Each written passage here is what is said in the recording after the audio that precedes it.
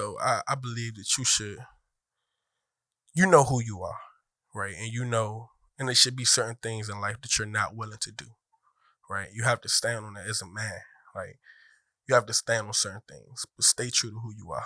You have to learn it. Like, you have to know that, like, at some point in time, it's gonna come a time where it's gonna be an opportunity for you to maybe even accomplish your dream. You gotta decide if it's worth giving up what you stand on to do it, or if it meets you. You get what I'm saying? Like, if it meets what you stand on. So, hello, my kings and queens. It's Jamar Denzel of the Let's Get Real podcast. Today actually might be a special day. We got somebody I do not know, like, at all. First time meeting him. His artist name is FN. He's a local rapper of the DC area. So we're gonna get to know him today, and we figure out who he is and what his life is about. All right. So how you doing, my guy? How's it feeling? I'm great, man. How you feeling today? Feeling good, man. Thanks for reaching out for being on the show. No problem. Got support. So you're from DC. I don't get that a lot. Yeah. You know, like everybody. I remember the first time I saw going to like college parties, like around 20s. Everybody was from DC was just gone all of a sudden. Yeah. It's just like I went straight from high school to like everybody was just gone. Like where my people from DC at? Like I don't know if that happened for you or not. Did you go to college? Yeah, I went to school in New York. Went to school in New York, so you did travel. Okay, yeah, I went to UDC. Oh University of Dumb Children. Yeah. But so how was that New York? University of Dumb Children. I mean, bro, that's what I'm saying. Like that was the only time I actually met with DC natives because UDC is just 13th grade. Right. It's literally just a 13th grade. All the bad kids from high school in DC went to UDC. I was one. I know a few people. I was one of them. I told you I had horrible grades. I couldn't go to a real college. I did. I had I graduated like a 2.0. For real? What high school you went to? I went to Friendship Collegiate. Oh, Collegiate in Minnesota? Yeah, I went to Collegiate. Okay. And I got suspended every year for like 60 days. I was a problem child. I was a problem child growing up. And so like people see me now, they were like, you wouldn't even know. You wouldn't even know. But so how was New York? What school you say? I went to Nassau College. Nassau College, okay. It's a JUCO. It was cool. It was What's the degree in? I started communications, but then I switched to the liberal arts. Tried to focus on sports a little bit more. So okay, liberal football? Arts. Basketball. Yeah. Okay, I see. Like I gave him a big man contract. People look at me like, oh, you play football? I was like, I never played football damn my life. I actually like playing basketball more than I like playing football. This is more energy. Yeah, for sure. For me. So so you played basketball for I played basketball, won 2 championships in college. So what position? It was a combo guard, shooting guard, point guard. Okay. So, yeah. All right, that's cool. So before we even get let me get my question back up. So before we even get into who you are as a person, let's just start off with an icebreaker. That's gonna introduce everybody cool. to who you are. Since you are a rapper, I'm gonna just go with can you share a specific song or verse, and it could be yours or it could be anybody else's, but it holds a significant personal meaning to you. And why is it meaningful? It could be yours or any other rappers. I will use mine, but I'm gonna use my favorite rappers, right? So I would say Light Show. You familiar with who Light Show is? He's a local artist from DC, but he got a song that's titled "Regardless." Okay, it came out in like 2013, and I think it's like one of the first songs I think I remember from him. Actually. Yeah, that entire verse, it was just like, it was powerful. Can you spit it? So, you know word for word? Not even just a little bar, like a quick little bar from it. I remember he said, I know word for word if I'm listening to it. Right, my what do you say? My back hurt from these backstabbers. Heart hurt because I lost friends. I've been pouring shots of straight liquor lately. I don't usually turn up that often. All these dead bodies and coffins in this cold world that I'm lost in. I ain't been to church about 3 years, so I'm way behind on my offerings. Having dreams about me stunting. Money hungry, so we hunting. And I hope God still with me because I only call when I need something. Just that first half of that verse, that's deep. That's a bar. That's so fucking deep. Yeah, right, and that's why I love music, because like even you just rapping it, it's like I can still visualize, not even from his point of view, just from my point of view. Yeah, like just growing up in DC, like exactly. My brother dying and we all just sitting on the block just pouring our souls into liquor. Right, I remember because that's how I escape. I watched one of your, I think, who was it? Sharp Eye production where you spoke about the passing of your brother. I'm sorry to hear that, man. Yeah, no, I appreciate it. Yeah, it was 2014, but I remember like after that, and that was the first time I became like really like an alcoholic, low key. Like I was drinking heavy. Like we would go get like the Amsterdam bottles, like one of, they're like $20. Yeah, it'd be like that. Everybody get one apiece, and you just sit on the stoop, just reminiscing, just going through your shit and drinking it. I do remember waking up, like just looking up one time, like I'm sitting on the stoop, and I just look up. I was like, what the hell we just drinking sitting here for? Like this ain't helping us at all. I feel that. It's definitely, but so that I was just at bar. That's the first memory that came into my head. No, for just sure. just listening to that bar. So you like light shows? So you from Southeast? Yeah, I'm from Southeast. What part? 41st Street off of 7th Avenue, Alabama. Okay. Right by the Johnny Boys. That's where I grew up. So how was it? Like, if you can describe like your DC experience growing up in like maybe like 2 to 3 sentences, like how would you describe it? We had fun. I'll tell you that. It was fun. It might not have been we didn't do the smartest things, but we had fun. Okay. Right? And it was a lot of camaraderie with me and my friends. So I would say that togetherness and trouble. Those are my 3 words I give you for that. I just started asking this to all my Washingtonians, my guys. Like, when was the first time you drove a car? 11, 12. Was it your car? Nah. It wasn't my car. I don't know who car. Exactly. Exactly. Yo, you don't believe me. I told somebody because I just started driving. For real? I just started driving. I'm 32. I just started driving last year. That's only because somebody gave me a car. Yeah. My man Mark, he just gave. He said, "You need a car, right?" I was like, "If you want to give me a car, I don't got no license, but I take it." Yeah. And so I told him, I was like, "Yo, growing up, like I was a bad child in high school." But I was only a bad child because I was smart and I had a smart ass mouth. Right. And so I would just curse a lot of turns. people, right? I would just curse all the teachers out. Like, you ain't even teaching me nothing. You read out the book. Like, your degree and shit. Yeah. That's the type of talk I was in high school. And so, but I was like, I wasn't in the streets. Right. So my brothers was in the streets. Yeah. And so that's why I told people, I said, my brothers learned how to drive because they was stealing cars. Yeah. You use. Yeah. Yeah. I was like, niggas that grew up in DC, that's how they learn how to drive. Facts. I said, every nigga I know from DC, that's how they learned how to drive. That's a fact. They was in the hoopty one day. That's a fact. And somebody hoopty. They ain't do it, but they was in somebody hoopty. Right. And your man might have got it and he just like. Yeah, it's like, you want to pull off real quick? Like, I don't care about this car. Right. But your mama not going to give you those keys. Exactly. Because she was like, you ain't on my insurance. I ain't got time for it because we already on the struggle. So you do one mistake, it's over. So I was like, yo, that's why I never learned how to drive. For sure. And until somebody just gave me a car. Damn, that's amazing though. Shit, that's all right. Yeah, no, I told people I live a real blessed life. Yeah. I was like, you put out good energy, great energy come back towards you. Yeah, that's all right, man. Yeah, I say it's something about my father last name Johnson. I was like, it's something about the Johnson, man. Because somebody literally just gave my little brother a motorcycle for free. For real? Yeah. Damn, y'all, hey, that's like somebody gave my little brother and my father. My father got a motorcycle from a friend too. And they giving it like just giving them on the strength. Slim? Sheesh. Just like on the strength. It's like they got something new and they was like, yo, you want this? Basically like a brand new joint. Do you want this? Do you want it? Like, I ain't gonna do nothing else with it. So like every single one of us got like got a whip for free. Like every single one of us right now got a whip for free. Like in the last 3 years actually. Yeah, that's a blessed life. Yeah, so for sure. So what else? What high school did you go to? I went to Anna. Went to Anna? Okay, all right. I spent some time up at Anna. Yeah, I went to Anna. I would only go up there because they had the in-school work program there. Yeah. So I would go. That's the only time I went there like maybe an hour every day after school. Yeah, and work down there. And Anna was a lot more crazier than Friendship. Yeah, Anna was. My years at Anna, I graduated in 2015. So my years at Anna, it wasn't too crazy, but you seen some crazy stuff in there. So yeah, I like to say y'all settled down. I graduated 09. Yeah. So it definitely. I think after 011, DC started to slow down a little bit. Getting like it's still rough.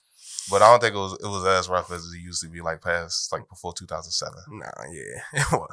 Like I think that's when the streets was like real ragged. Yeah, I remember people from around my neighborhood that's older than me. They used to tell me all these stories, so I knew it could get rough and spring on and all that. Everything in DC, it was treacherous. So how did music join your life growing up? Like this is a go-go capital. So how did hip hop and rap get introduced to you? For me, I always liked music. Like when I was little, I used to like dress up and like fake like I was Usher and shit. Like for some reason dancing and shit, right? So I like had a whole bunch of memories doing music, karaoke and stuff like that as a kid. And as I got older, I started going through things. And like I was secretly like going to the studio, right? And nobody knew. Cause I don't know, I just never told nobody I wanted to just do it. Try it out on myself first. So I was like sneaking on to the studio. Then I started telling 1 or 2 friends. They're like, damn, that shit actually all right. You know what I'm saying? And it just started going there. I guess it was a way to express myself at first. Even though I've always been a big music fan. I never knew how big a music platform could be until I did it myself. So that's how it happened for me. You remember one of your first early bars? One of my first early like bars. Fire joints, like damn nigga, I hit this bar. Fire early bars. Or it could be some trash. Some trash. Someone you can think of first. I just want to see like. Let me see one of my first early bars. In the black and white composition notebook. Sheesh. That early. Yeah, back then. I don't think I had no super crazy bars back then. To be honest, I was just more so talking. But I mean, if I was to give you one, I would say, let's see. I would say, I keep hearing them sirens. I need the life of my son, me and pilots. I said, I don't need me a stick. It's a good environment. I'm trying to get a life where his stepmommy love us like diamonds. You know, that was kind of deep to me. That was a pretty cool by describing my life and my son's life, you know, trying to get him away from the violence. So that was an early buy for me. Yeah, I fuck with that. Yeah. That boy said, I don't need a stick. This is a clean environment. Yeah, this a dual vibe. We moved to a dual vibe, you know? I like that. So, I do it. I fuck with that bar. Okay. Yeah. All right. So how did, so this talk about your journey into like the music. Like, so you started off in the studio, nobody knew you. How old were you when you did that? I started going to the studio, I would say like 14, 15. Nobody knew. Yeah. How was you affording to go to the studio at 14? Pops, like, you know, ask my father money for the ice cream truck or whatever, you know, as a youngin'. Old heads give us money on the block. $10, $15, we'll get something from the truck, you know, get us out the way. We were just saving it, you know. Ice cream truck don't come around every day. How much was the studio time back then? Back then it was like $25 an hour. That ain't too bad. We was going to the first, what is it called? The first studio, I think it was called, I don't even remember the name of the joint, but it was right there off Temple Hills Road. I can't remember the name of it, but it was off of Temple Hills Road, right there by the on the Merlin side. It was over there. I know a couple studios. I can't think of the name. They had moved. I can't even think of the name. That was crazy. But that was like one of my first times. My first studios we was going to. All right, so 14 in the studio, and like, what's that progression? Well, I wasn't going to the studio like all the time because I was an athlete in high school, college. So it wasn't until I got to college where like I was getting those refund checks. I could afford, you know, I could afford to go to the studio on my own time. That's when it started getting serious. That's a tip. That's a little gem for any black people out here struggling with it. You need a loan. I know youngins that will legit register for school and then drop out. Yeah, they will legit just register for school, do all 8 classes. They will legit even go in for the first 2 weeks. They make you go in for the first 2 weeks. They go in for the first 2 weeks. As soon as those loans hit, they was gone. They use those loans, and that's how they was finessing. I know a lot of people that did that. Sometimes just like that's what you got to do. So you was using your loans. You can keep going. I didn't want to break you off, but that was a little gem. That was a quick gem right there for people that's trying to like, because it's hard for us to get loans. That's a fact. And I did the same thing when I was in college. Like my very last year in college, I took out a loan and that got me where I'm going because I used like it was like $7,000. Right. But I used that to buy a new camera. I got some lights, and it got me some stuff that I needed. That 7 G's got me where I'm at now. Right. So I like that. That's a quick little jump. Like if you need that help, like, just do it. Like tap in.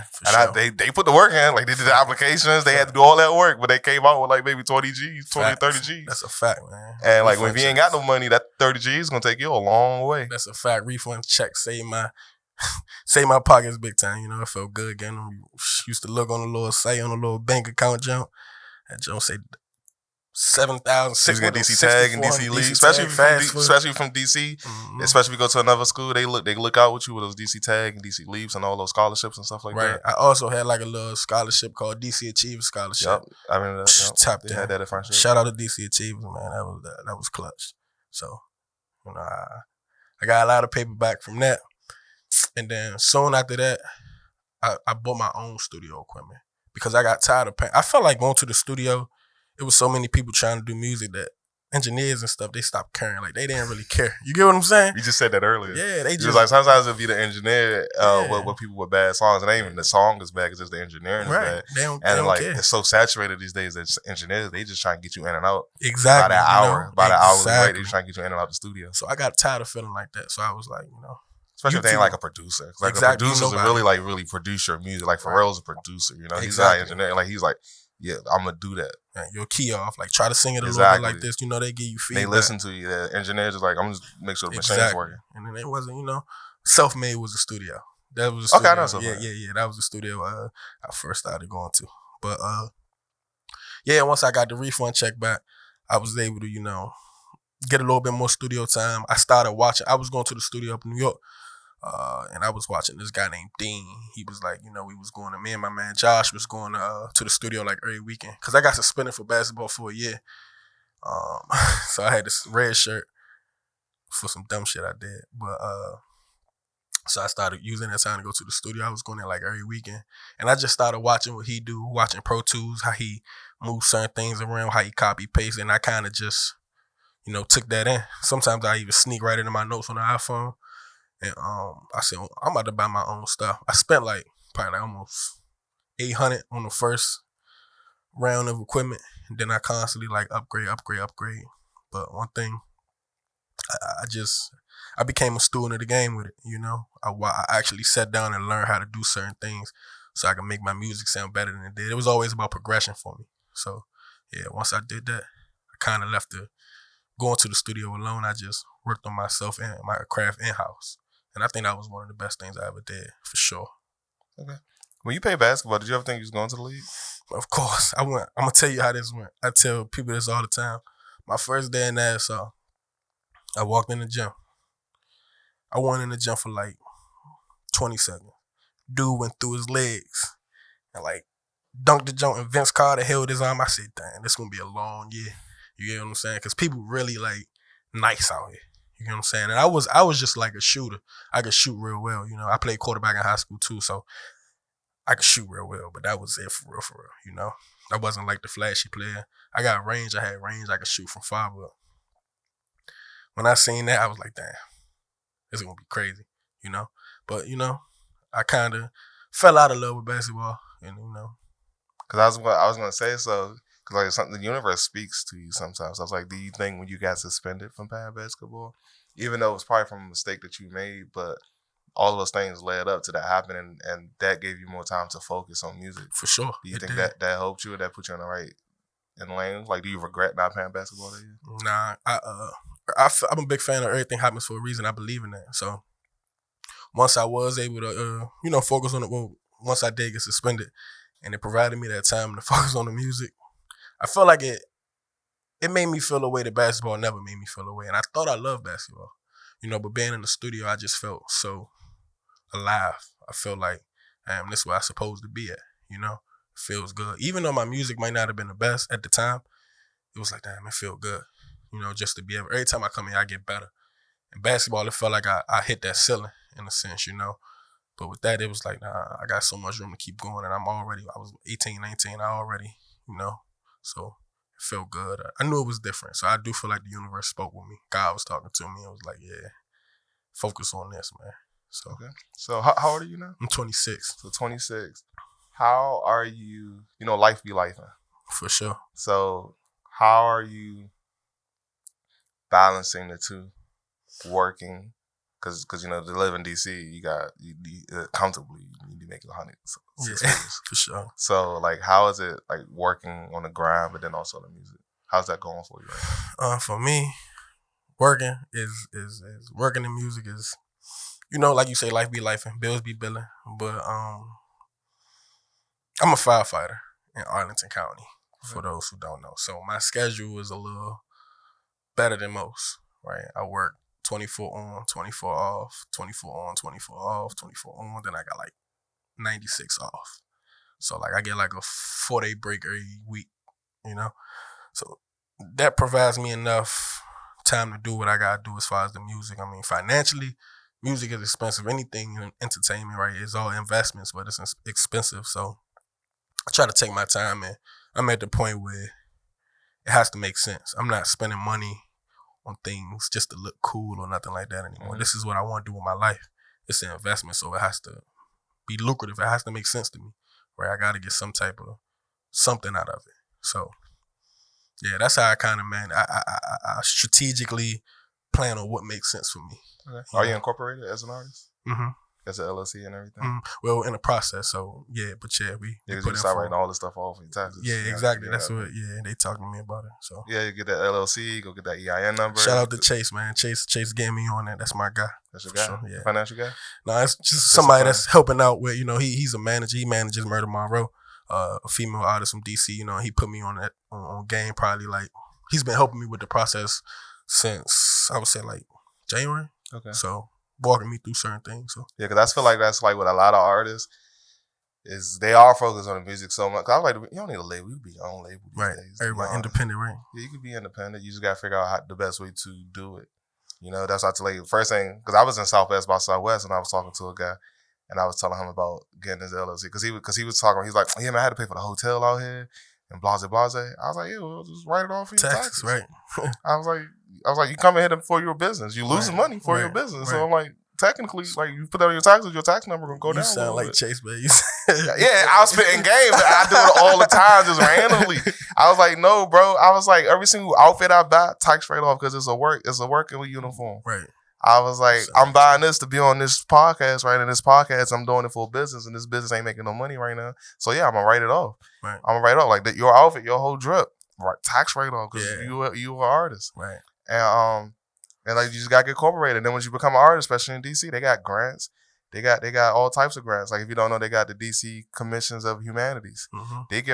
They just gave out like a line of grants, $7,000 to $15,000 with a bunch of artists. Right. But they don't got no musicians on it. It's a bunch of, they got like ballerinas. They got different artists. But as long as you're an artist, they have these things that's available to you out there, but they only available if you got your paperwork together. You gotta get the business side of it right. Your paperwork just got to be together. That was my I feel like that was like I wasn't just doing it. That's what we do. So we just go. We see what we want to do. We exactly. Just go do just it. pursue. But that's how they hold us down because that other aspects of it, it don't really matter to us until it really matters. Exactly. Till you get in a position when you need it. When you need it, and that's where a lot of us mess up at. Yeah. And that's another reason why I wanted to even do this podcast, and that's why I like working with other creatives and talking about the struggles, like because life be life, and bro, and for sure. And people get down like, yo, I got this bill, my car broke down, I got to pay this $500, but also I want to do this because it's what you want to do. It ain't what you need to do. It's like really what you want, and what you love. Right. Because ain't none of this what we need to do. Right. Because I laugh at this all the time. I'm here decorating for this podcast room. And I was like, bro, I feel like I'm paying the Sims because I'm in here decorating the room, painting the walls. Video game. Yeah, that's a video game, bro. But I was like, in the Sims, you can put that cheat code and that money pop up real quick. This, I'm about to do a couple hours worth of work to get everything done. That's all right. I feel that. So I'm happy that you got somebody in your corner. Yeah. So I guess you could look at him as like a mentor. Yeah, definitely. I could look at him as a mentor, and it's like the good part about it is, as of right now, it's like he doesn't even want anything from me. He just wants to genuinely see me. And that's how the best mentors are. When you are looking for a mentor, the best mentors, for some reason, they just see something in you. Exactly. That might even resemble them a little bit, and that's why they want to contribute to it. Because they already there. They might already be there.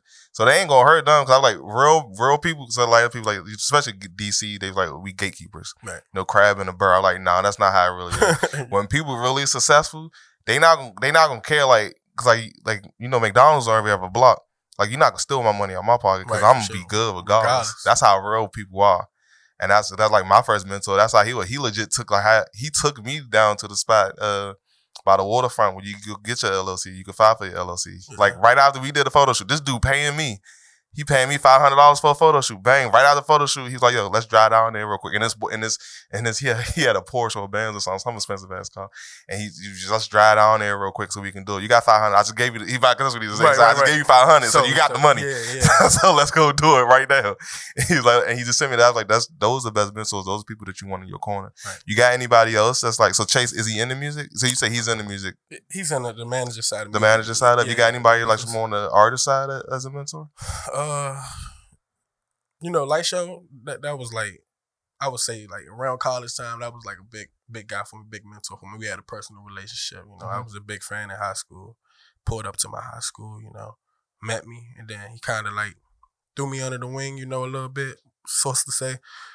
Putting me in videos and speaking to me, giving me game, what to do, what not to do. I feel like he was, as far as him, he was definitely a good mentor during that time. But, things change, circumstances change. Not to say we not like beefing or nothing. That's my guy. But it's just outgrew certain relationships, but Currently is honestly, nah, not like currently. I'm trying to like figure this thing. I need to put together like a team because it's hard to do this by yourself. Everybody needs somebody, and I'm starting to realize that. So So you don't have a team at all right now? It's just nah, you? it's just rough for me. Not My even like an girl. entourage? I mean, you could say that the hood. The hood. They gonna back you a little bit, but it ain't. To me, it ain't genuine. Just because they know me. They not really seeing what I'm trying to do.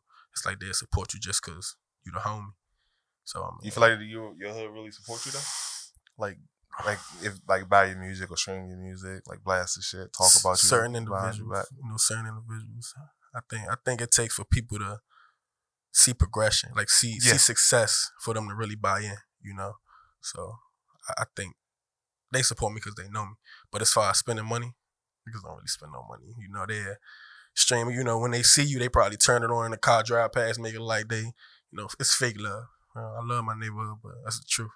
Do you think you need to leave the DC area to get to the next level? For sure. I think my sound, the sound that I got is not. DC has Not this. that drill. It's Yeah, not that DC it's drill. dada but dada but dada but that's DC. That's not me. So certain people, majority of the people in DC look for that sound. So for me, I think I'm a real artist. Like I put thought in my videos. I don't like pull up and shoot videos. I like for things to make sense. I like reenacting movies. How many videos you got on your block? Like on your block? On my block, like shot on your block is a whole block. I don't think it's none. Nah, I'm not. All right, much respect. Yeah, Cause I used to shoot. That's why I stopped shooting music videos. Yeah, a lot of people. Cause that's all they want. They were like, I was like, "Is bro, you afraid to leave your block? Or like, what is it, bro? Like, it's like I'm tired of shooting this same corner. It's not even a different corner on the block. It's the same exact corner. Same people, same corner. Video. No chicks. It's 50 guys. Right, with guns. With guns. I was like, I'm tired of getting guns pointed at me. Yeah, for sure. That's what one of the cameramen had said to me. Like, man, tell your man take the clip out the gun, man. Yeah, I had to start. I was like, hand it to me, matter of fact. Put all of them on the table. I remember doing the last time I did. I was like, I'm not doing this. Yeah.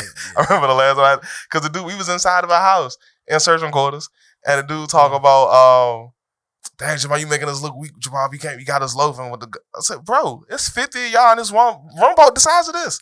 It's 50. Who gonna run in here? It's hot as a motherfucker in this joint. Yeah. All these niggas, man. I was like, who gonna run in here? And we in the top floor of this building. Ain't nobody gonna just run in here. Yeah. And if they did, y'all got some serious problems. Somebody just gonna run up in here. If they that bold. Yeah, if they that bold. I mean, it's one of y'all that's sending people up in here. But I was like, just take the guns off the clip. I don't want one of y'all make a mistake and take my life away. And it's over. And it's over for this for $100. Right.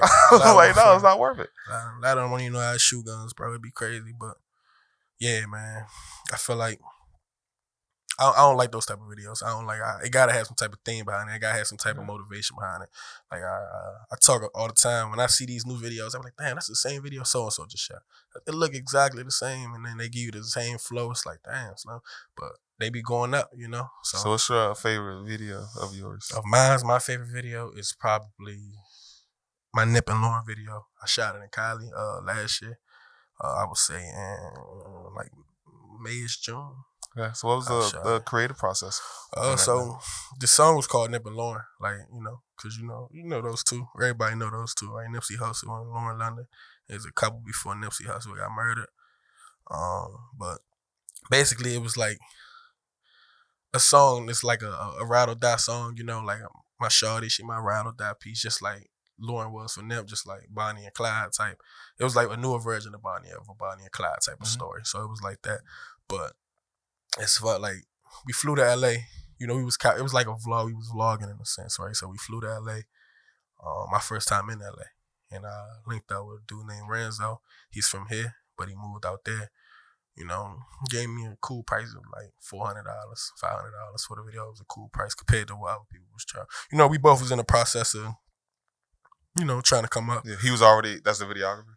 Yeah, his name's shot by Renzo. Yeah. And he was already out at LA. How many days y'all shoot for? It was like 2 days? Yeah. The whole day? Yeah. Not the whole day because he had work and stuff going on, but like sections of the day, we'd meet here at 5 and then meet here at 5 and then next day, at 4 and then 7, and so it was like that. But yeah, so we went out there and I just wanted to I wanted to get the vibe of Cali. He was been living out there long enough where he was able to like know where the popular scenes could be shot at. So that was really cool. And it was just like basically a day where we was just going around LA vibing, looking like a couple vibing together. But it was the reason it felt so good because it wasn't scripted. Even though it was kind of like the theme of a pull up and shoot video, it was just like a vlog video. It felt good, And then his camera, I don't know what camera he used. I'm not really into the cameras and all that, but it was like crystal clear. It was beautiful, and I think the visual was probably the most beautiful piece of art we have created. Even to this day, it was like, damn, it's been hard to really match that. And I think just because it was a lot of patience involved, it was a lot of honesty. I don't think that's gonna look that good. Or let me get this angle, or even if it took all day, it was like let's back up and do this again because I like the way I shot this. But if I could shoot this in this spot, it'll look good. So I feel like that's important. So that joint was like that. Yeah. How was your first visit to Cali? It was good, man. It was a lot of we was out there being tourists, a lot of good food, a lot of good You go vibes. to Roscoe's? Yeah, I went to Roscoe's. I ain't like it. Yeah, like I mean, it was like I was like it was kind of basic. Yeah, it wasn't like I went there. I was for the first time. I was like, I ain't that special. Yeah, a lot of it was expensive and it wasn't that good. Yeah, I was like, I ain't that special. $60 for some shit. I go to you go to In-N-Out. Yeah, I'm fucking with In-N-Out. I don't like In-N-Out that much. Everybody say that. I was like, I don't get it. For real, I don't get the hype. That was In-N-Out. I was like, I'd rather go to Five Guys, my G. Yeah, Five Guys, they give you the. I ain't feel like after I ate In-N-Out, I ain't feel like bloated or nothing. Okay, it was kind of cool. I know because I think the way they cook their meat is a lot different. Mm-hmm. I can get that. I can get that. That might be that might be it. Thin patties. And instead, it's like smash burgers. I think that actually might be it. It might be better. Five Guys might not be that good for me. That's why it tastes that good. Nah, for sure. That might be it. That might be it. That might be the facts. Actually, Five Guys is a real. Because I was like, yeah, and I was like, It was like because I shoot weddings. I remember one joint had it at. I seen people have In-N-Out food trucks at their weddings at the receptions. For real? Yeah, like it's like $2,500. Not even that much. Damn. To have an In-N-Out with food truck at your wedding, it's like $2,500. I didn't even know they could do that. Yeah, you can feel like maybe I think like 50 people. That's cool, bro. I didn't even know that. Yeah, they give you burgers, no fries though, just burgers. I tell you this, my first time having In-N-Out. It might be the fries too though, because I think the fries might suck. Yeah, the fries. I think the fries screwed the whole. No offense to In-N-Out. I think that's what it is. It's the fries. Is terrible though. It's the fries. That's what I think. Because for me, you got to complete the whole meal. Right. Five Guys need the hot fries, and exactly. They give you I think it's fries. the fries. It's the fries that for sure. I can't even remember what the burger tastes like. For sure, because it's the fries. I feel that. My first time eating In-N-Out, we seen they get. The presentation is nice, but the fries, it was like. I think we had got like some cheese fries or something. And it was like a melted slice of cheese on them. Exactly. I'm like, bro, come on. And that's what it was. It was the fries. The fries ruined my experience at In-N-Out. Yeah. And y'all go like Rodeo Drive. Yeah, we went to Rodeo. We went to a lot of overlooks, Bel Air. So it was, that was cool. Like seeing all that, seeing the stores. Went to a mall. Okay. You been to Atlanta? Beverly Center, huh? Been to Atlanta yet? The A, yeah, I've been to the A. So you talked about moving. Which area would you be considering? It wouldn't be the A. If I was to move, Cali. Well, when it's all said and done, when I'm like, when I make it the way I want to be in life, I think I'm like. Move out Cali somewhere. I don't know where out in Cali, but it'll be out Cali somewhere. That's my vibe. But like in the meantime, I'm thinking Houston right now. Houston? Soon. Yeah, I'm thinking Houston. It is on the come up. I can see that. Yeah. Because I always think first cities is New York, Miami, Atlanta, and Cali. Too many people want to Atlanta though. I feel like Atlanta is kind of. It's starting to become. So I know a lot of people down there, and it's just like. Damn, bro. You acting the same. You know what I'm saying? You bring in, I know a lot of DC people who go down there and it's like they still DC. I believe like, you should grow when you move. You shouldn't take you down there and be you. Like be yourself, but like grow. You know what I'm saying? And I don't think the people that I know, I'm not gonna speak on everybody, so don't get offended, but the people that I know, they the same, they doing the same thing down there. They go down there, they sell drugs here, they go down there and sell drugs. It's like you know what I'm saying? It'd be different, bro. That's all they know. Grow, yeah. That's all they know. That's how you got the money. Yeah, for sure. So I'm gonna pull up one of my next icebreaker questions. All right, that's cool. Let's see which one I got for you. Let me went through that one a little bit. Actually, well, you just talked about it a little bit. So, how do you stay authentic to yourself and your values while navigating the music industry, which sometimes can be demanding and challenging? Right. So I believe that you should. You know who you are, right? And And there should be certain things in life that you're not willing to do, right? You have to stand on that as a man. Like, you have to stand on certain things, but stay true to who you are. You have to learn it. Like, you have to know that, like, at some point in time, it's gonna come a time where it's gonna be an opportunity for you to maybe even accomplish your dream. You gotta decide if it's worth giving up what you know, what you stand on to do it, or if it meets you. You get what I'm saying? Like, if it meets what you stand on. So I believe, like, for instance, if an opportunity was to come and I was to sign, say it was like a $600,000-$700,000 deal, right? But it makes me change. Like, I don't have any type of creative direction over my music. They telling me they controlling everything. That's not a good deal for me. It may be for somebody else, but I don't want any. If I'm an artist, so I want to create my own content. I want to be able to release it when I want to release it. I want to do it my way. So I can't, and that's what I stand on. This is my art. This is my dream. So I can't allow you to dictate that. You get what I'm saying? Just because you're giving me a little paper. So I'm gonna stay true to who I am until it makes sense for me. And I'm just big on that. Like, a lot of, like, even my music, I make soft music sometimes, for females. I never changed that. A lot of my homies saying, "Oh, make this trap music." That's not me, bro. You gotta go listen to who you listen to hear that. That's not me. That's like Rod Wave. People listen to him for a certain reason. People listen to No Savage for a certain reason. You get what I'm saying? So I say I just stay true to myself. Don't let anybody else's opinion make me make a decision and I'm gonna regret. That's real rap. I respect that. So 2023. Mm-hmm. You've been in it for a while. Mm-hmm. What's your plan? What's your goal for, like, the next 5 years? Next, like, what do you expect years? to be at? Next 5 years, keep progressing. That's the number one thing. Regardless, I feel like I'm always keep progressing. That's my goal. That's one of my goals. But to just enjoy this thing, like fall in love with this journey, right? Versus chasing the bag. Just fall in love with the journey, because I feel like for a long time I didn't do that. For a long time I was trying to force this, and I missed a lot. Like, I don't celebrate my small wins, because I'm so focused on the big prize, and I feel like that was the wrong thing to do.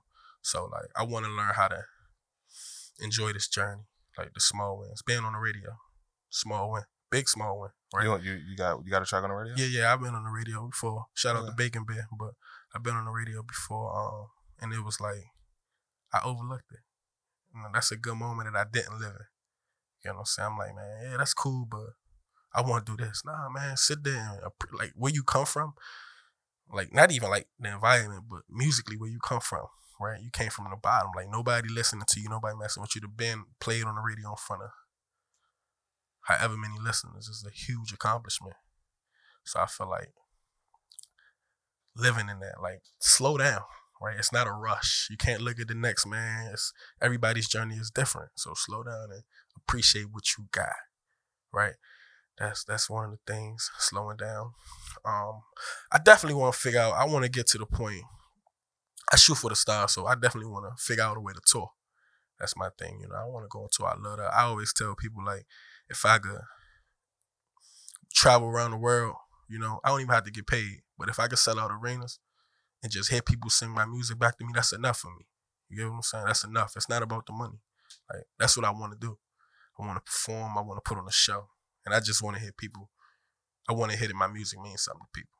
So that's another thing. Figure out a way to tour, and, give back to my community as much as I can also. But my biggest thing, like, in the next 5 years, I want to be able to change lives. However I can do that. That's what I want to do. Okay. If you would just go on tour, like, what's one city, like, once you won an arena or stadium, you want, like, I want to feel that motherfucker. Well, I want to do this Fillmore because it's so close, right? But, like, outside of home, Terminal 5 in New York, I'm gonna rock that jump. House of Blues, obviously that's everybody. Everybody went through the House of Blues. And, the Shoot for the Stars, we gonna say the Staples Center with the cryptocurrency arena. Okay. I want to sell that jump out bad. All right, well, heard it here first. All right, we gonna manifest that for sure. So, we at the nail tail end of the show. So, like, towards the end, I just like to, if you can give me, like, three lessons, mistakes, personally, work-wise. Just 3 major things that you can tell a 18-year-old version of yourself. What would those 3 things be? To start, the first one would be everybody isn't your friend, right? This is a business at the end of the day that we in. So you can't take anything personal. You have to leave your emotions on the outside of the door when you walk into a room, because things may go wrong, but you can't let it affect who you are. So, like I said earlier, you stand on what you stand on. You stand on what you believe in. Leave your emotions at the door and make the best decision for you and your career. You have to become selfish when it comes to this thing. And I'm learning that now. That's big. That's a big one.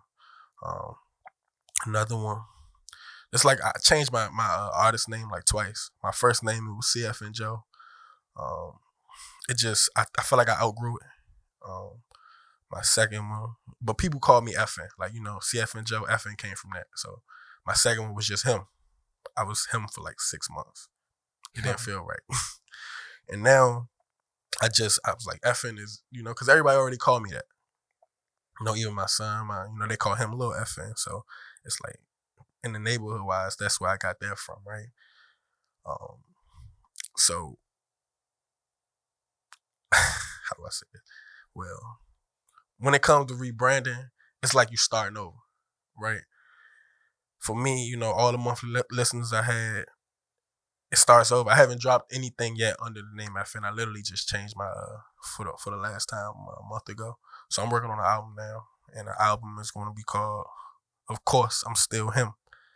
But I would say start over as least amount of times as you can, if that makes sense. I mean, things change. You outgrow certain things.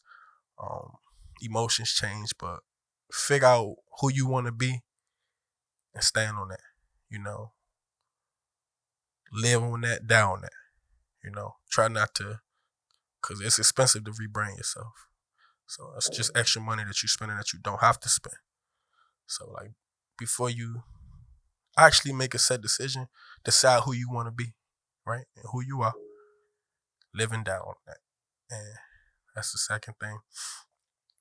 The third thing, stay away from people with bad business.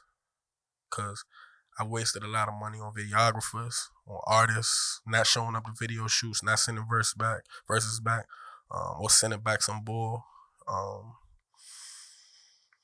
Get as business savvy as you can. Like, I had to start doing contracts, bro, because people were like just running off with your money. Or say, for instance, we shot a video and you say, I'm going to have it back this day, right? Just recently, I went to Cali to shoot another video. I'm going to have it back this day. It's like 2 months before I got the video back. It's crazy, you know what I'm saying? It's lack of communication. I understand greatness takes time. Was he black? Or black videographer? What was up? Yeah, he was black. Right. I'm not gonna say his name. I don't want to damage his. No. Yeah, but at the end of the day, it's like, bro, I get things happen. I tell people all the time, because people say, like, I stopped shooting these videos. It was like, how you go corporate? I said, communication. I said, the biggest thing I've learned as a videographer on my side of it. Mm-hmm.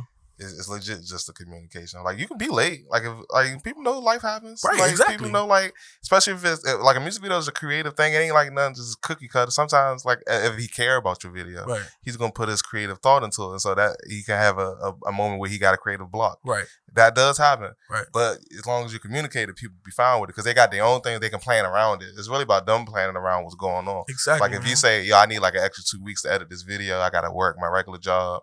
And then I got to do this, blah, blah, blah, but I'm going to have it done in 2 weeks. If you can give me that time, like, I highly appreciate it. I'm going to make sure it get done. Right. That's all the dude got here, because then he can revamp. It's like, all right, well, I'm just going to push it out now, but now I'm going to push it for 2 weeks. Exactly. Because then I still got to do, because you got to have all your stuff ready for the launch of the video. Exactly, bro. And stuff like that. So, like, it's just communication. Right, if you learn how to communicate, like I said, it's about having your paperwork and like that, all of that, the business side, even for us, like, it's all about business. Right. Exactly. Like, once you learn how to be a professional and be a business person, your life is just skyrocket. It take you a long way, bro. Like, that's a fact, bro. That's all I asked for was communication. And then it was like, you'll communicate with me, and then I don't hear from you for a few days. And then once I get the video back, you ain't even got your name on it. That's how I know you don't You don't rushed fuck it. with it. You know what I'm saying? Only time I ain't know put my name on something is if I ain't care about it. And to me that's like for him to do that, it's like damn, that's fucked up. Because I know because if he cared about it, he gonna make sure this joint first on the video as soon as pop off, shot by whatever. But this specific videographer don't work with bigger artists, no cap, and Young Boy and et cetera, et cetera. And I seen how you handle their videos. You get what I'm saying? So for you to handle my video this way, I feel like it's messed up. I think that's the problem with the DMV. It's based off of who you are. You get what I'm saying? Because a person will be like, they'll go shoot for Glizzy and get Glizzy everything they got. But they'll come, and the dude that's trying to get in Glizzy position, they'll give him, the short end of the stick. And I feel like that's crazy. Everybody should be treated equally. Granted, if the money is same. Like if I'm paying you what Glizzy paying you, I want the same. That's what I was gonna say. Because that was gonna be my only tidbit with that. Yeah, my only problem with it, because I've learned that about myself. That's why I was like, sometimes you can't just work with everybody, even if because a lot of times, especially a videographer, you live in invoice to invoice. He was like, all right, I'm gonna take his little bit of money real quick just so I can get it, but I ain't gonna really care about the work. Right. I was like, I had to stop doing that, so I turn work down all the time now, just because I know I was like, yo, I might need the money right now, but I know as soon as I take this gig. The first thing, as soon as you piss me off, the first thing I'm gonna come out of my mouth is like, you ain't paying me enough for this. Right. You know? Right. You ain't paying me enough for you to be worrying, texting me every day, talking about what video. You gonna get it when you gonna get it. And that was a mindset that I would have. Like, you gonna get it when you gonna get it because you ain't paying me what my full rate is. Right. But I was like, I'm the one that accepted it.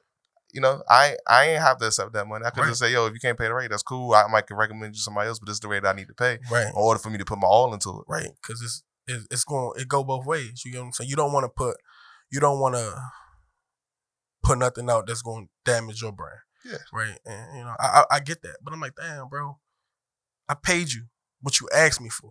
I ain't shortcut you. I gave you extra. You ain't have to go nowhere. Gas money, anything you needed. Yes, I gave you that. A lot of people ain't doing that. Yeah, I gave you that because I understand, bro.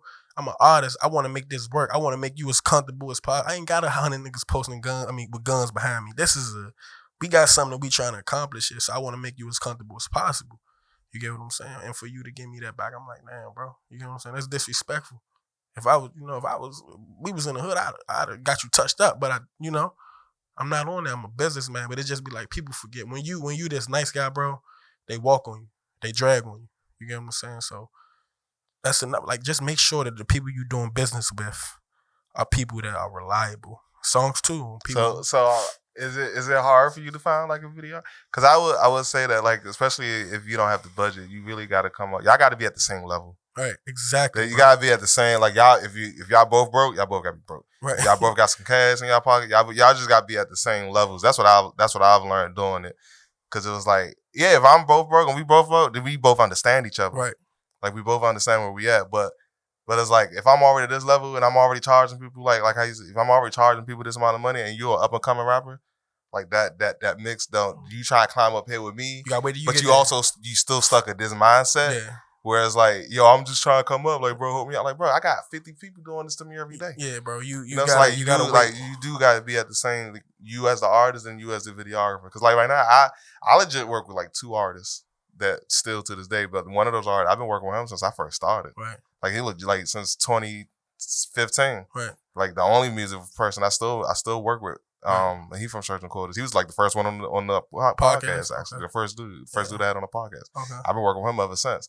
But as we both came up, as we both was broke, and we both just like progressed with each other, right, at the same time. That's what it's about, bro. And like we formed the bond. And now we got a bond. So like even if he ain't got the cash, for right now, I'm still gonna shoot it. That's bruh. Yeah, that's bruh. Sure. I know he gonna get me when he need me. For sure. Exactly. I know he gonna look back out because we already got that. We already got that with each other. Exactly, bro. And that's big. That's big. Like I wouldn't.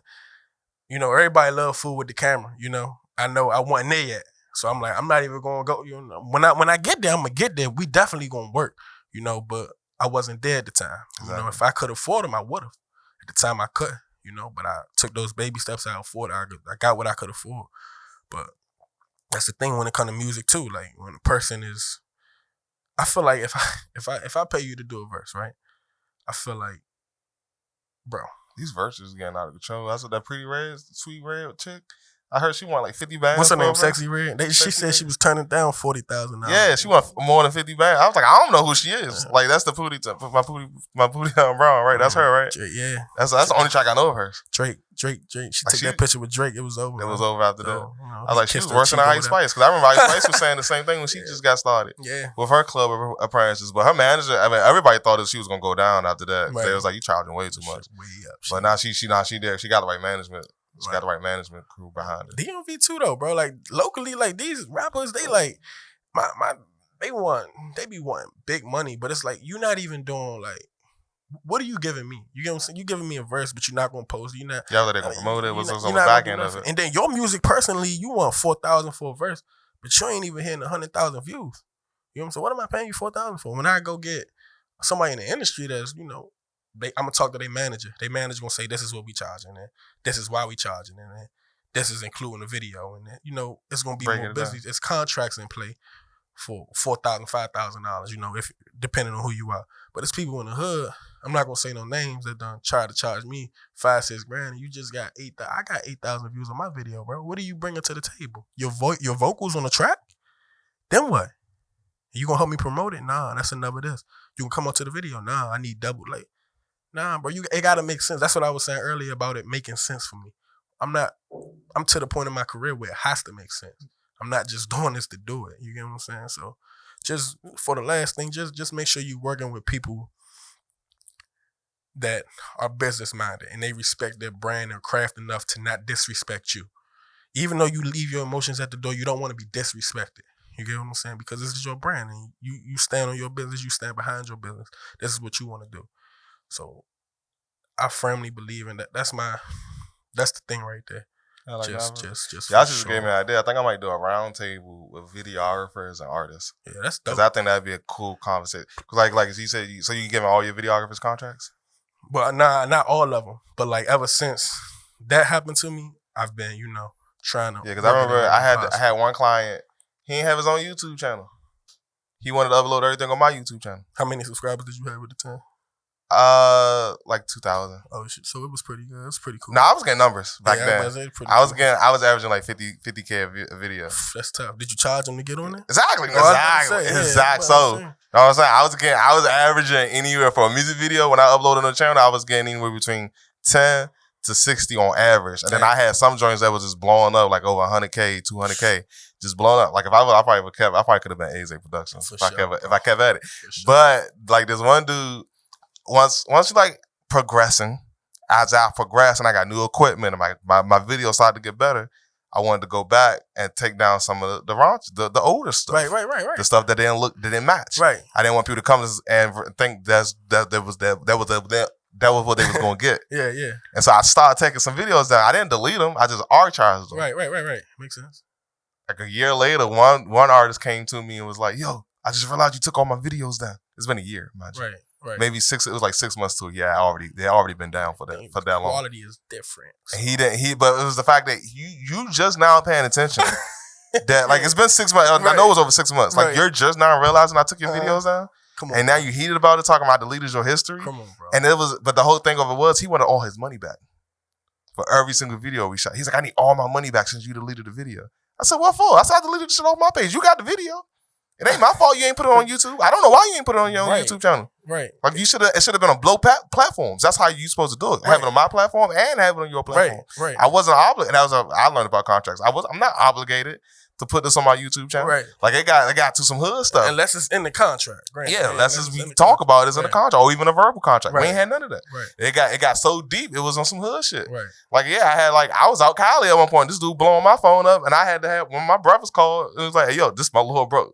Like I said, I ain't in the streets. Right. But my brother's in the streets. I feel that. So since he bought the streets into it, my brothers had to call around town, and they handled it for me though. For sure. But just on some contracts because you have your own YouTube channel, man. Yeah, sure. And the thing is, like a lot of people don't understand when a videographer shoot your stuff, they own all that footage. For sure, if a videographer or photographer takes your picture and it's not in a contract saying that you have a license for it or you own the rights. Exactly, I made sure because it's different things. You can have a license or you can own the rights. So like what you want in your contract is every time you hire a videographer, you want them to be a work for hire. That's the words you have to use. A work for hire means that you're working specifically to make content for me.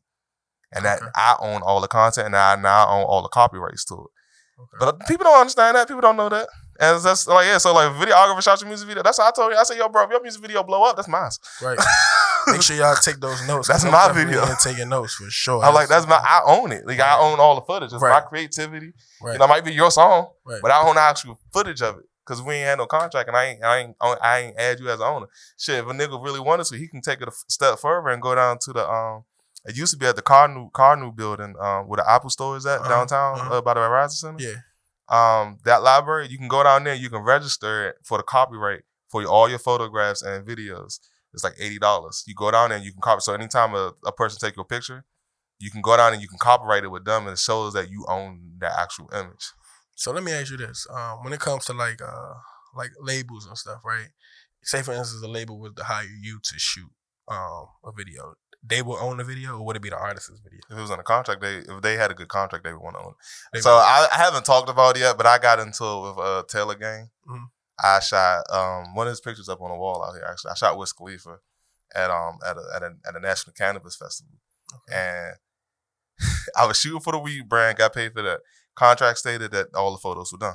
Was for them because I didn't need the photos. So it was all for them. But and also on my contracts, I state that I can use the photos for my own personal promotional use. Okay, that's what it states on all my contracts that I work out with. When the Wiz Khalifa situation came up, they asked me randomly to shoot for him. They was like, I was about to leave because I was shooting for the weed brand. But he had came, they was like, his photographer missed his flight. So they was like, yo, can you go shoot for him real quick? All we got is $300 though. I was like, I was already gonna stay here anyway to go flirt with some chicks. I was like, I'll shoot the Wiz Khalifa. Maybe I get to smoke some gas with Wiz. I was like, shoot, I'll take that $300 real quick. Go ahead. We did the shoot, delivered them the images 2 days after the shoot, like super fast, communicated, delivered them the images. I was like, I need that extra $300 y'all supposed to give me those. Send me that money. After I already gave them the pictures. They waited 4 days later, came back and was like, yo, we got this contract for you, sign this contract, and then we can pay you. And that was because they went back and they realized I fired the pics for it. They thought they was going to get something they could just post on IG, but I was sending them some fire work. And I was like, and then I got a graphic design degree. Oh, so I look at photos different. I look at photos and I'm like, yo, ads. You got marketing for your website. You can make flyers for your next concert. You know, any one of those things can put $50,000 back into his pocket. They gave me this contract. I was just about to sign it because the first page said it was an NDA. Non-disclosure. So I couldn't talk about anything that happened behind stage or blah. I kept reading it further, and it transitioned from an NDA to an actual copyright contract saying that they owned all the copyright of all the images. Oh, finesse. They were trying to finesse me. I had to read the whole contract. Yeah. And it's funny I'm doing this on the podcast. I was going to make a whole show about it. But my bad. Y'all get it early. I be trying to learn. The Let's Get Real podcast get the story early. And so I kept reading it, and I was like, yo, this not going to work out. Not for $300. Right. Because I was like, I only did it so I can have the photos, so I can post on my IG, so I can get a little IG clout. That's the only reason why I did it. And they were good about communicating, though? Like, up to that point. Oh, okay. Up to that point. Because then after I told them what I wanted in return, I said, well, these are your guys' options. I was like, I'm cool with 300 bones. Y'all can have all the rights, but I just need it written that I have personal and promotional use of these images. I don't even want all the images. I sent y'all 350 images. I sent them 350 pics. I was like, I know y'all don't want all these pictures. Right, for sure. There's probably 50 pictures out this whole set that y'all really want to use for magazine submissions and all the other things I was talking about. Right, it's probably 50. So I was like, let's talk about it. You guys tell me what photos I can use and what I can't use. Because I have photos of him with like other celebrities. So I was like, I know they want to save those when they need to post them. They can post them and they just want exclusive rights to it. It's like, I understand that y'all want me to post the same pictures y'all post. I understand Makes that. Sense. I wrote this all in an email. So I said, yo, tell me what y'all want. They responded back with, nah, just sign the contract. I said, I'm not signing this contract. They was like, we do this all the time. It's a standard boilerplate contract. I said, first of all, if it was standard, y'all would have sent me this contract before I even shot them. Exactly. Because I was like, I worked with celebrities before. Come on, bro. As soon as I walk into their house, that's the first thing they got in the kitchen drawer. I remember, one of them kitchen drawer. Sign this before we can't talk until you sign this. That's how celebrities work. Especially at NDA, that's the first thing they make you do. I was like, and this is on DocuSign, so that means you already have it electronically. Y'all could have sent me that. Because like I said, I stopped working at 5. The contract ain't happening until 7. Y'all had 3 hours to send me this little link, say sign this real quick. Right. And I probably would have did it at the concert. Just I probably wouldn't have read it. Right. I probably wouldn't have read it. I would have just signed it like bang, bang, bang. Yeah, but since I had time, I read it. So I was like, no, y'all not going to finesse me. I was like, no. I was get you, bro. So I said, I need $150 per pick. Dang. That's what I told him. And what they say? I said, because I was like, at this point, what y'all want is an exclusive, universal, all year round license. Because the way photography works, I can sell you a license and say, yo, if I take this picture of you right now, I take this picture, but I'm only selling you a 6-month license to use this picture specifically for this thing. That's how magazines work. Okay. When a magazine take a picture, they say, yo, I can use this for this circulation of images in this one magazine for up to 6 months only in this magazine. I can't use it anywhere else. I'm going to pay blase amount for this picture. Okay. That's how it works. I know this because I read and I watch videos. That's all right. So I sent it to them. I was like, yo, at the minimum, I get to y'all $150 per picture. I was like, you ain't about to buy my photo for 5 cents. And this is tailored. Because that's basically what you want. You know, I gave y'all 350 pics. Y'all want to pay me $300. That's less than $1 per picture if you really think about it. Man, that's crazy. And I was like, and then I already work too. So I was like, y'all should be paying my day rate for the work too. Because the other part of it is it's the service plus the product. Right. Like I came to work, so y'all owe me for the time that I was supposed to work, which I normally charge $300 an hour. Right. I was there for 3 hours. So that means y'all owe me $900 for the shoot. Right. And now you about to pay for the product, which is the actual picture, which y'all want to make more money off of. So I was like, now I need $150 per pic. On top of it, I think I sent them a bill for like, it was like over 20 G's. I sent them a bill. I was like, yo, y'all do that, y'all can have all the rights. I don't even care about the pictures no more. Y'all can have them. We went back and forth for like a month and a half. And them just sign the email. It's like a Wiz Khalifa. To sign it. I was like, I don't care about it. I was like, celebrities don't do it for me like that. Man. I was like, I work with celebrities. I was like, celebrities they regular people. Right. And that's why I'm able to work with celebrities because I treat them like they're regular people. To me, like, you just another human being, bro. Right. Like, you ain't your pockets might be bigger than mine, your fame might be big, but you just a whole nother soul. Oh, man, you bleed like I bleed, bro. Exactly. And that's how I look at it. So I was like, no, that's not going to cut it. For me, the bottom line is I need my cash. Right. Because it ain't like you offer me another job. Right. Ain't like they say, yo, if you sign this, we make sure we get you some work. I ain't never had that conversation. Right. That's a whole different conversation. What is this going to do for me, man? Yeah, I need my cash. So, yeah, I like that talk. So, it definitely is, know your contracts, know your business side of it, because that's where you really you gonna fuck up at. Like, if you let a videographer shoot you a video and the joint get popping or whatever, because then they also got mad at me because they realized I was making money off YouTube. Because they was like, yo, I'm not getting a cut off that. Right. They wanted a cut off the money I was making off my YouTube channel. Man. That's why you got read. They wanted a cut. So that's a whole. That's why I said we can do a whole round table on this. I'm gonna have to do that. Invite me back whenever. You can just do it. I'm trying to pull up. We have to do that. We just talk.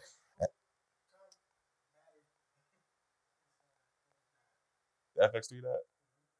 All right. You want to change it real quick? I'm about to wrap it up down anyway. Here. I don't know if it's charged. It should be enough for right now.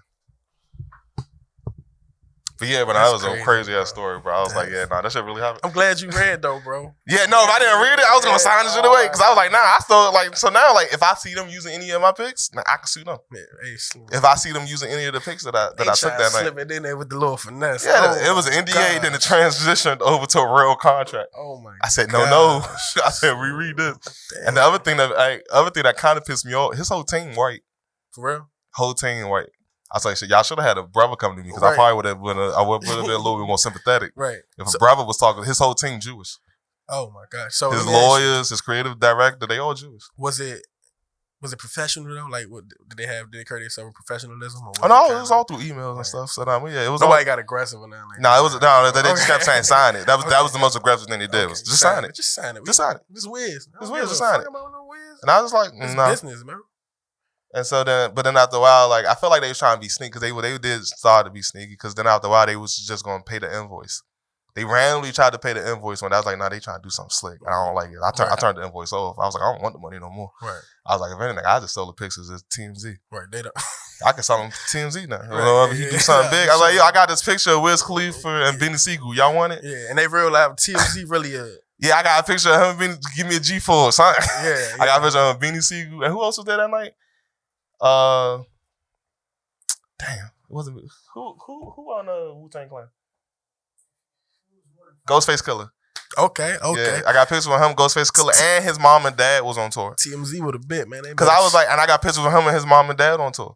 Because I was like, nah, bro. And Kanye West documentary had just started to air. Mm-hmm. All right, we rolling in all cameras. So I was like, y'all could take 20 years from now, y'all can use these pictures. Right. 20 years from now, y'all can use these. And that's how I look at it.